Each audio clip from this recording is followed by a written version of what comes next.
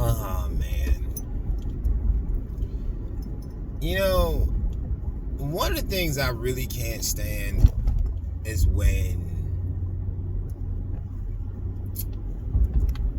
people refuse to accept, acknowledge, or even remember how they got to where they are. And it's something that I see, unfortunately, too often when people find success, is that they then look back on everyone who they deem beneath them and start to act different to them. So bringing that up because of this whole Pop the Balloon copyright strike thing. If you don't know what it is, which, I mean, anybody who ever comes across my stuff is going to know what it is because you're in the YouTube space. But if you don't know what it is, Pop the Balloon is now a show on Netflix for dating that has a very, well, it had a very unique format. There's several shows that use it now, but it had a very unique format of where people will go on a dating show, and if they reject the person, they can pop their balloon. So, you'd have one guy with about 10 girls, and the girls can pop their balloons if they don't want to date the guy. Anyway, show was on YouTube, gained quite a bit of traction, so much so that many other channels started to copy it, and then it was picked up by Netflix. Shortly after it was picked up by Netflix, it did a massive copyright claim against all YouTube channels taking clips of its content and using it on their channels. Now, the problem with this is twofold. One, channels who were using their content was using it under a fair use clause, which means that they could use bits and pieces of it as long as they didn't completely and 100% like steal and copy their work. But the other part of it, which is why I think it's a problem, is they did it to the people who made them popular.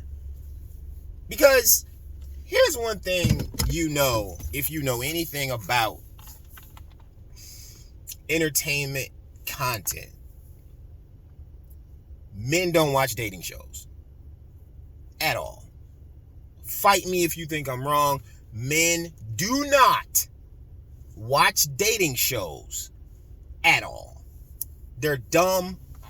We know they're dumb. This is woman entertainment. But Pop the Balloon was able to reach both a male and female audience because reaction channels will post their clips quite frequently.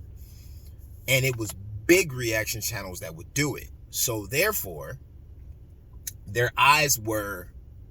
were eyes on them that never would have been otherwise.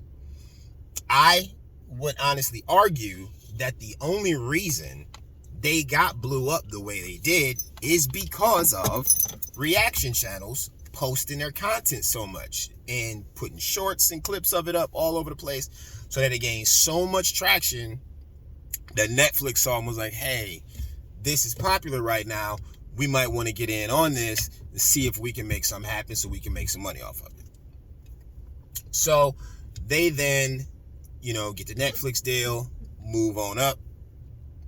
And then they start doing all these copyright strikes on all these channels. And then, because of this, the same reaction channels that blew them up started to just point out like, hey, that's messed up.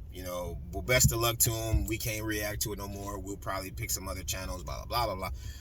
And so then they send out this what's been hallmarked as this damage control statement, letter, or whatever, to all these channels, now offering revenue share, which is a thing anyway. According to like how the whole YouTube thing works, there's revenue share anyway. But theirs was very unique in that apparently it was a 60-40 split in favor of the reactor, but under a certain set of guidelines that drastically diminished their free speech. Basically meaning, from the way I heard about it, they narrowed it down to where people couldn't roast the contestants, people couldn't crack jokes and everything like that. And mind you, again, prime example, if you know who Aaron the Plumber is a Pop the Balloon product. He was on that show. It was a drastic disaster. He became a social media thing. Then his whole story blew up because of how much he lied. Then his whole story blew up again. And then he was on, I think he's on like Love and Hip Hop or some other weird random dating show. I don't watch it because dudes don't. But I'm just saying, their show, in my opinion, its growth hinged on reactors. And that was the person that they decided to take a giant crap on as soon as they got this big contract. And then to fix what they did, they sent this very condescending like statement out that took another crap on them. Now, it's a good thing I'm not a reaction channel yet, because I would have just found several other channels just like theirs, and I would just start bigging them up and just boosting them instead. But, you know, I'm petty. I don't know how it's going to play out for them. My thought is they're going to make it about 1, maybe 2 seasons on Netflix, then they're going to fade into oblivion because they played it wrong. They got up and they thought that they were different, i.e. bigger and better than what they were. That show, in my opinion, was only enjoyable because of the way reactors viewed it. At its face, it's kind of stupid. It's a dating show. Dating shows are dumb. And it's the other part, from what I've been able to tell, it's a largely unsuccessful dating show. It's not a whole lot of people running around saying, I met my partner on Pop the Balloon. So I think it kind of sucked. I think it was a bad look on their team. I think the mistake they made was getting a bunch of money and then hiring other people to do work for them. And that was the company that managed them and did all the copyright striking because they wanted to get greedy.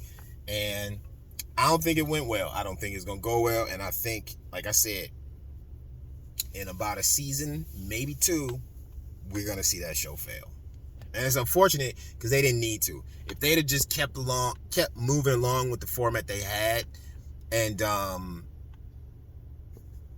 just acknowledge that, or rather realize how they got to where they were, I think they could have played it better. But money will do that to people.